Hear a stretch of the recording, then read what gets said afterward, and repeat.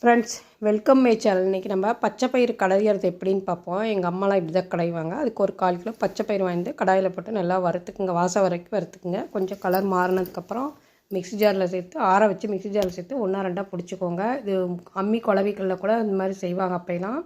இதை பொடிச்சிட்டு கொஞ்சமாக தேவையான அளவு எடுத்து நல்லா கழுவிட்டு ஒரு குக்கரில் சேர்த்துக்கோங்க.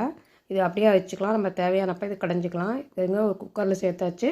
ஒரு கைப்பிடி வெங்காயம், ஒரு தக்காளி, ஒரு 3 பச்சை மிளகாய், 5 பல் பூண்டு, கொஞ்சம் சீரகம், மஞ்சத்தூள், ஒரு ஸ்பூன் நான் வெள்ளைக்கெண்ணெய் சேர்த்துருக்கேன். நீங்கள் ஒரு நல்லெண்ணெய் கூட சேர்த்துக்கலாம். கொஞ்சம் கொத்தமல்லி தழை சேர்த்து ஒரு டம்ளர் தண்ணி ஊற்றிட்டு ஒரு 3 விசில் இல்லை 5 விசில் விட்டிங்கனாக்கா சூப்பரான பச்சை பயிர் கடைசியில் ரெடி ஆயிடும். அதுக்கு வாழைக்காய் வறுவல் நல்லாயிருக்கும், உருளைக்கிழங்கு வறுவல் நல்லாயிருக்கும்.